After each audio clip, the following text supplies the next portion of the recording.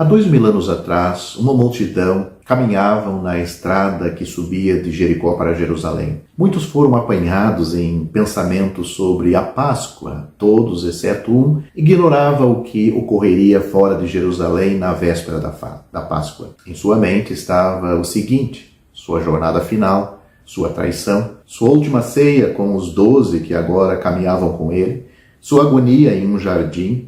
A santidade de Deus seria vindicada nele, uma intensa oração a seu Pai, a escuridão em pleno meio-dia e, finalmente, a sua morte. Uma morte extraordinária, sua morte na cruz. A importância dessa morte, seu significado e sua conformidade com as Escrituras combinam-se para fornecer o fundamento da mensagem chamada o Evangelho. O apóstolo Paulo fala disso quando escreve aos crentes, aquelas pessoas salvas por Cristo que moravam em Corinto. Ele disse: também vos notifico, irmãos, o Evangelho que já vos tenho anunciado, o qual também recebestes e no qual também permaneceis, pelo qual também sois salvos. Isso está em 1 Coríntios capítulo 15, e eu li os versículos 1 e 2. A morte deste homem, o Cristo, é o que o apóstolo Paulo coloca em primeiro lugar em importância em tudo o que ensinou e escreveu. Ele diz em sua carta aos Coríntios: porque primeiramente vos entreguei o que também recebi, que Cristo morreu por nossos pecados. Note, em primeiro lugar, porque em primeiro lugar vos entreguei o que também recebi, que Cristo morreu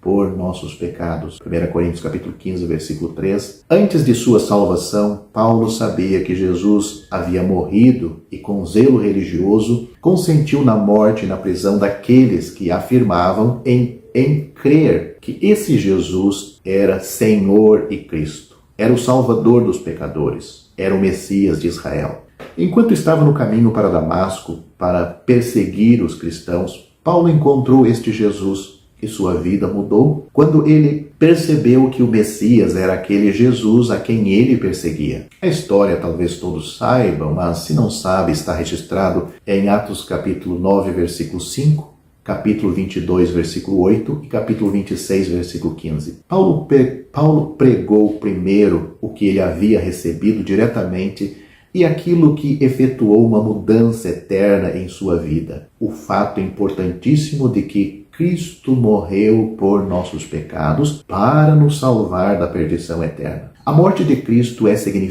significativa porque foi para salvar os outros. E ele não morreu quando estes estavam no auge da grandeza, nem quando alcançaram um nível de retidão, nem quando as nações entraram em uma certa aceitação com o seu Deus Criador. Foi no momento e profundidade de grande necessidade. Em sua carta aos Romanos, Paulo observa que Cristo morreu a seu tempo, estando nós ainda fracos. Romanos capítulo 5, versículo 6, ele fez isso exclusivamente por nós, pois quando éramos ainda pecadores, Cristo morreu por nós. Também Romanos capítulo 5, versículo 8.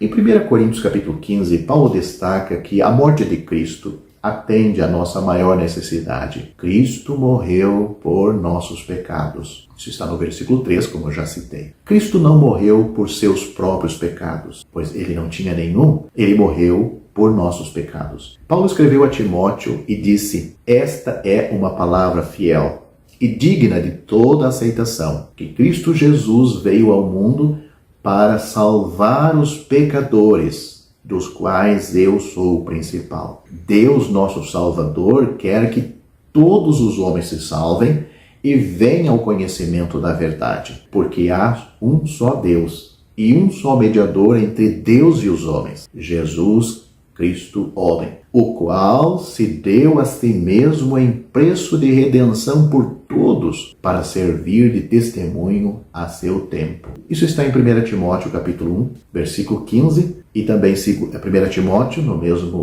mesmo livro, capítulo 2, do versículo 3 ao 6. A morte de Cristo era necessário para a nossa salvação. Note isso nas palavras do próprio Cristo. Não convinha que o Cristo padecesse estas coisas? Ele falou para 2 discípulos no caminho de Emaús, Lucas capítulo 24, versículo 26, o Senhor Jesus disse mais: é necessário que o Filho do Homem seja levantado, para que todo aquele que nele crê não pereça, mas tenha a vida eterna. Porque Deus amou o mundo de tal maneira que deu o seu Filho unigênito, para que todo aquele que nele crê não pereça, mas tenha a vida eterna. Porque Deus enviou seu Filho ao mundo não para que condenasse o mundo, mas para que o mundo fosse salvo por ele. Quem crê nele não é condenado, mas quem não crê já está condenado, porquanto não crê no nome do unigênito Filho de Deus. Essas palavras saíram da própria boca do Senhor Jesus e estão registradas em João capítulo 3, do versículo 14 ao 18. Aos Coríntios, Paulo escreve que Cristo morreu segundo as Escrituras. Desde a primeira predição de sua morte, ou seja, desde a primeira predição da morte de Cristo, do Senhor Jesus Cristo, em Gênesis capítulo 3, versículo 15, passando pelas referências simbólicas nos sacrifícios de animais do Antigo Testamento, até os sofrimentos nos Salmos 22, por exemplo, capítulo 22 e capítulo 69, e finalmente até os profetas como Isaías, capítulo 53, nada foi mais claramente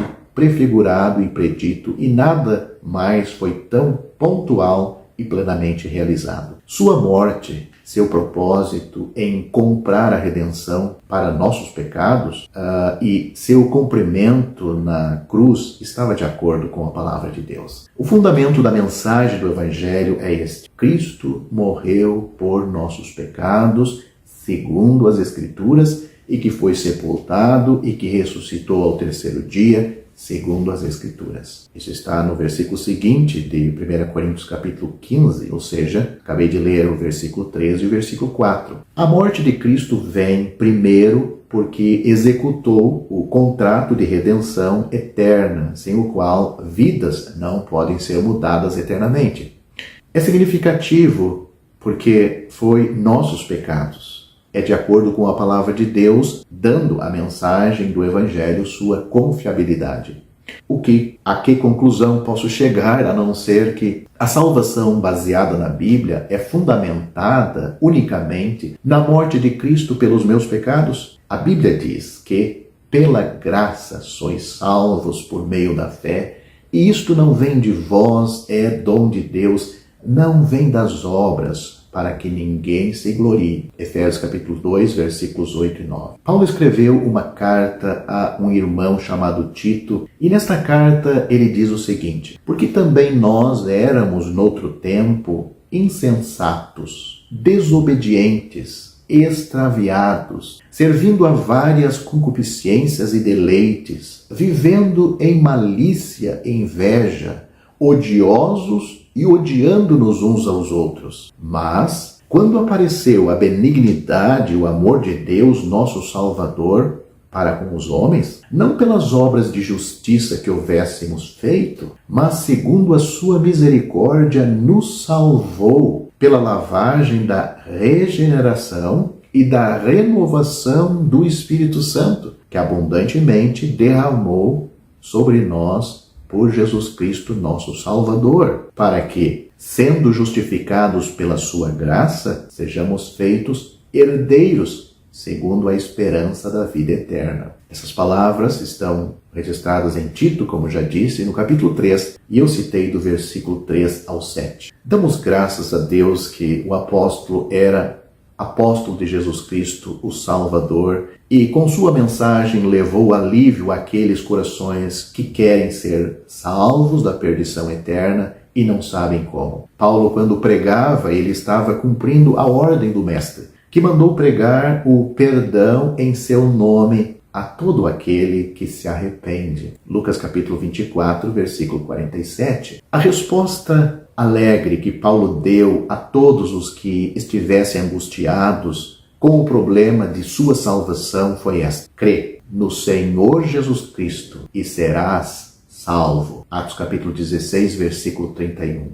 Nada de penitências, confissões, rezas, Nada de purgatório, nem reencarnação. Crê no Senhor Jesus Cristo. Foi a palavra apostólica para um carcereiro desesperado que perguntou: o que é necessário que eu faça para ser salvo? Atos capítulo 16, versículo 31. É a mensagem do Evangelho para todo pecador necessitado e arrependido. Em Atos capítulo 16, versículo 31, temos um carcereiro que creu na mensagem de Deus pregada por Paulo e recebeu a Jesus Cristo como seu Salvador. A família dele também ouviu e se converteu.